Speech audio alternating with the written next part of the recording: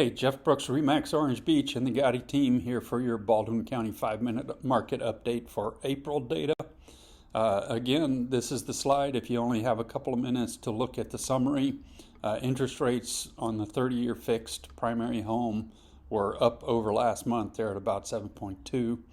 Residential prices continue to remain stable around a midpoint with some month-to-month variation. Resort properties also remaining stable, while some price segments may see some slight changes. And inventory, lots of townhome and condo inventory bumped up again this month. And residential continues in about that 3.5-month range. But there's a significant difference in new construction previously owned in that space. Let's dig in a little deeper. Here's your interest rate slide at 7.2 from the Fed. Here is the Baldwin County monthly snapshot. Again,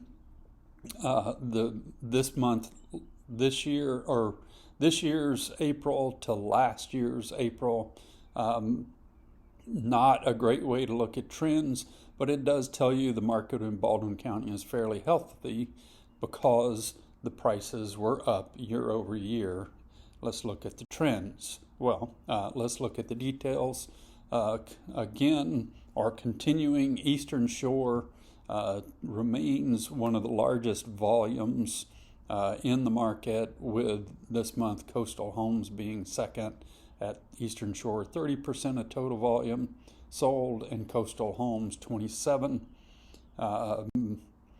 Here are the trends. So median price on the left, condos and townhomes. Remember last month I was wondering if we were starting to see a downward trend. Well, it bumped back up last month when that spring buying season started, so I think it's still flat with month-to-month variation, and the single-family home month-to-month variation continues as it has for about 18 months now. Inventory on the left, condos and townhomes, we saw another slight bump up last month in April. We're at almost 9 months of supply for condos and townhomes, while the month supply of single-family homes remains in that 3.5 to 4 range. I'm going to dig into that a bit deeper in a minute. The seasonality, we did see a slight delay in that start of the season this year.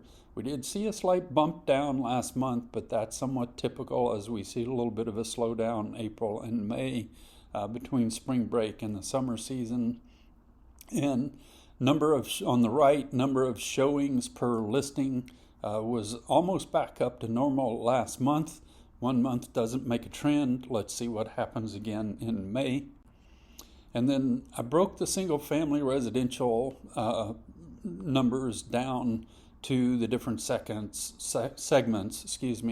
On the left, I've got new construction with the cumulative days on market trending down for 12 months or more on the top left. On the bottom left, we've got months supply. You can see there for a period it was near zero. We are seeing a little over 2 months now. And on the right, I've got previously owned home trend, and you can see the cumulative days on market has been trending up for some time now. We did see a bump down last month with that spring buying season starting.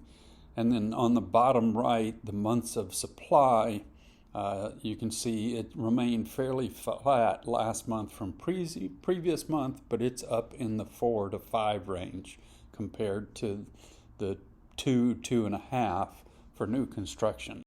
So what does that mean? If you're a seller in the residential space, your competition absolutely is new construction, as you can see from that previous slide.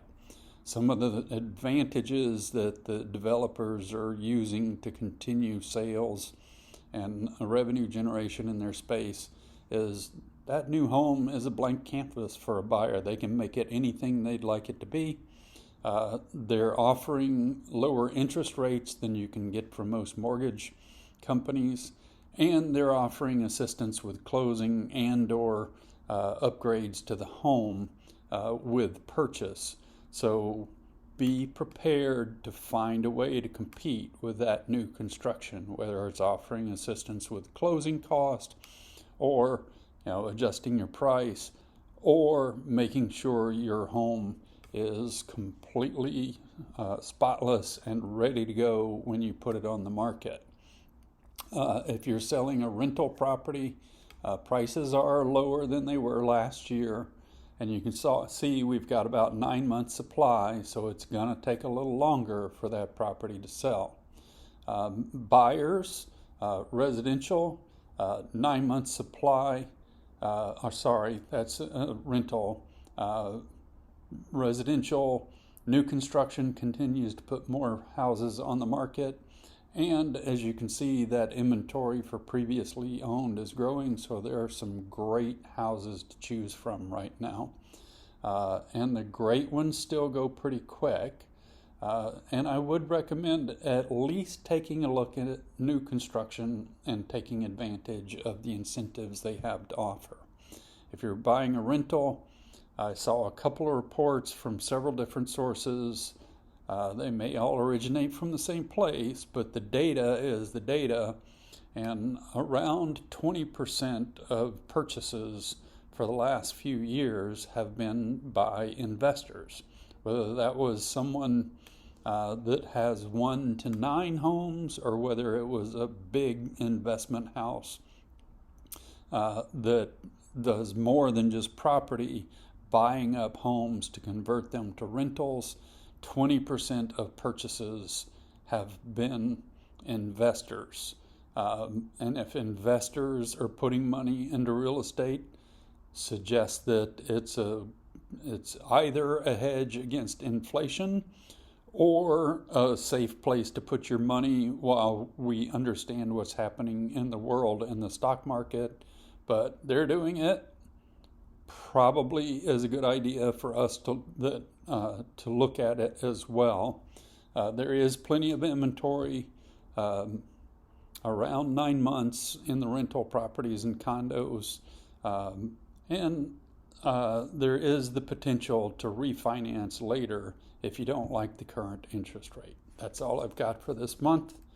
Hope you have a great month. Love to hear what you'd like to see as I continue to build these. Thank you.